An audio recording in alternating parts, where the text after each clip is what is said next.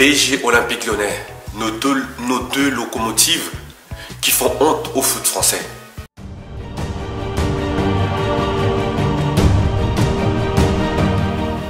Bonjour, mon nom est Alain Meyong.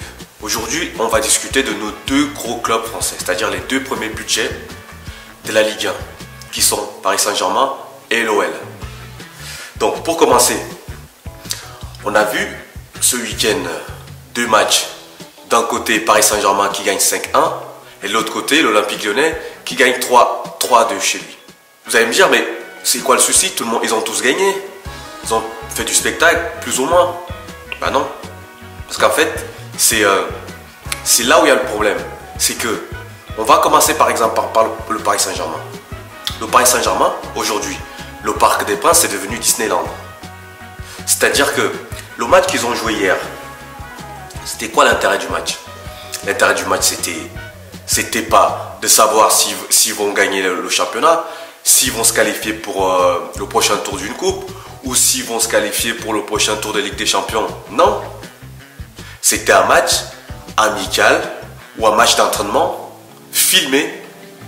C'est-à-dire qu'il n'y avait aucun intérêt à être au stade, à regarder ce match. Qu'est-ce qui a poussé les gens à aller regarder ce match au stade? À part les touristes, c'est-à-dire que les gens qui sont à Paris en vacances, qui se disent, il y a Neymar, Messi, Mbappé qui jouent ce soir. Bon, au lieu d'aller au cinéma ou aller au théâtre, je préfère aller au stade.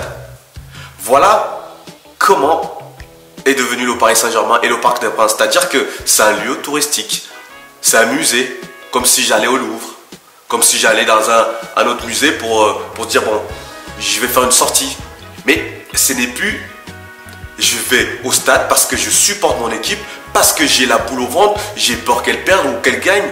Vous comprenez la différence entre le fait d'aller voir un spectacle neutre? Moi, quand je vais au cinéma, je regarde un film, je m'éclate pendant 1h30, je rentre chez moi. Quand je vais au cinéma, j'ai pas dans ma tête, je me dis pas, ah ouais, ce soir ça peut mal se passer, ce soir on peut se faire éliminer, ce soir si on perd, on va se retrouver à 3 points du deuxième. Tu vois, des enjeux sportifs, c'est-à-dire qui font que l'adrénaline monte. Hier, au Paris Saint-Germain, au Parc des Princes, qu'est-ce qu'on a vu? On a vu un spectacle grandeur nature, avec une équipe en face de faire valoir. Il faut le dire.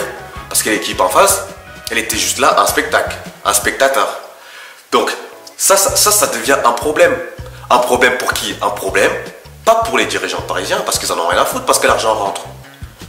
Quoique, on a vu les sièges qui étaient libres. Malgré que certains y revendent leur place, vous voyez que même malgré ça, il y a encore les sièges libres. Bon bref, c'est pas le sujet. En fait, les grands perdants de cette histoire, ce ne sont pas les investisseurs, ce ne sont pas les Qatariens. Ce sont les supporters parisiens qui étaient là avant les Qataris. Aujourd'hui, on n'en a rien à foutre de ce qu'ils pensent. C'est-à-dire que ils vont prendre des joueurs bling bling pour faire du spectacle et ils se retrouvent à jouer des matchs sans enjeu. Il reste 9 matchs à jouer jusqu'à la fin de la saison. Comment tu vas les jouer ces matchs? Il n'y a plus aucun intérêt à regarder un seul match du Paris Saint-Germain. Aucun. Si tu es supporter, je veux dire. Parce que regarder le match du Paris Saint-Germain sans enjeu, c'est juste se dire, je vais voir les gestes d'Mbappé, je vais voir les gestes de Messi ou de Neymar. Parce que quand tu vois à la fin que Mbappé a mis un doublé, Neymar a mis un doublé, et que tout le monde veut faire en sorte que Messi marque, ben on n'est plus dans le foot. On est dans un spectacle. On est dans un spectacle. Donc, les pauvres supporters parisiens, habituez-vous à ça. Il vous reste encore 9 journées à passer comme ça. Et puis l'année prochaine, on recommencera en expliquant qu'on va aller essayer de chercher la Ligue des Champions. Comme d'habitude. Et c'est un boucle. C'est un boucle. C'est un boucle. Voilà. C'est un cercle qui ne se brise jamais. Tant qu'il y a les Qatariens et les dirigeants parisiens d'aujourd'hui qui sont là. Parce que leur but n'est pas celui-là. Leur but, c'est de transformer le Parc des Princes en vitrine, en musée. Vous comprenez maintenant? Donc, hier, au lieu de continuer à siffler, vous avez sifflé que Ramos, continuez à siffler, montrez que vous n'êtes pas d'accord jusqu'à la fin de saison. Ne vous arrêtez pas en si bon chemin. C'est C'est pas parce qu'il y a eu des critiques à gauche, à droite en disant on n'a pas le droit de siffler, on n'a pas... Non, vous avez le droit. Si vous avez envie de siffler, sifflez. Si vous avez envie de protester, qu'il y ait de l'effet. C'est pas un one shot. Il faut que ça soit un effet à long terme. Il faut que ça dure. Il faut que tant que votre voix n'est pas entendue, vous soyez présent à siffler, à montrer que la politique que les Qatariens amènent au Paris Saint-Germain ne vous convient plus. Au début, c'était bien parce que c'était tout nouveau, parce qu'il y avait des joueurs extraordinaires qui arrivaient là. Maintenant, c'est fini. Il faut leur faire comprendre ça. Mais c'est pas en allant siffler une seule fois et dès qu'il y a un peu de critique derrière, tout le monde s'arrête. Non, ça c'est une très mauvaise stratégie. Une stratégie fonctionne toujours à long terme. C'est jamais sur un one shot. Voilà pour le Paris Saint-Germain. Maintenant, on va parler de l'Olympique Lyonnais. L'OL au Parc des Princes, lui, c'est devenu comment on appelle ça? C'est devenu un comptoir pour poser ses plaintes. Parce que, pourquoi je dis ça? Parce que quand vous voyez les supporters de l'OL qui viennent au stade avec des banderoles en expliquant que M. Aulas, à un moment donné, il faut arrêter de prendre des gens pour des idiots. M. Aulas, c'est quelqu'un que j'admire, que je trouve que tout ce qu'il a fait pour l'Olympique Lyonnais, c'est extraordinaire.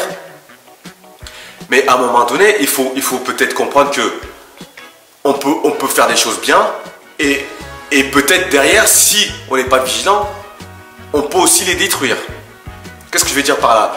Ce que je veux dire, c'est qu'en fait, il faudrait que l'OL fasse vraiment une audit interne en se disant que qu'est-ce qui ne fonctionne pas, parce que les coachs se succèdent, mais le sportif ne change pas. Quand tu vois le match qu'ils ont livré ce week-end, première mi-temps, 30 minutes, tu te dis waouh, c'est quoi cette équipe? Pressing, ils ont mis un super but, ça bouge de partout, et un quart d'heure avant la mi-temps, plus rien. Plus rien, il n'y a plus rien. On éteint la lumière, il n'y a plus rien. Deuxième mi-temps, ça recommence exactement la même chose. C'est-à-dire que plus personne, il n'y a plus de son et lumière. Tout est éteint. Mais comment vous voulez que les supporters comprennent ce qui se passe? Ce n'est pas possible. Ce n'est pas possible.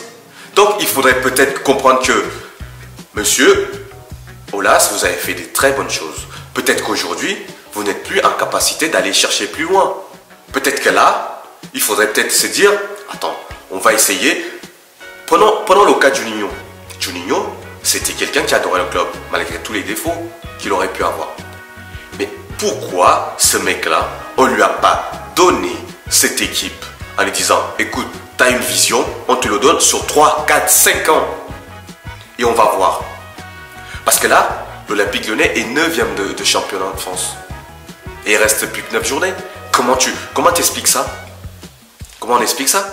Vous voyez que les supporters se plaignent et vous, au lieu de les écouter, qu'est-ce qui se passe? Vous dites que ce ne sont pas des vrais supporters.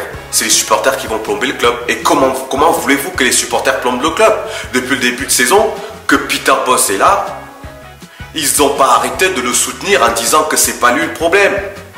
Malgré que on voit quand même que en grosse partie, c'est quand même son problème aussi, parce que ce n'est pas possible de toujours se ramasser autant de buts pratiquement à chaque match. L'Olympique Lyonnais, quand tu regardes un match de l'Olympique Lyonnais, ça peut être contre n'importe quelle équipe.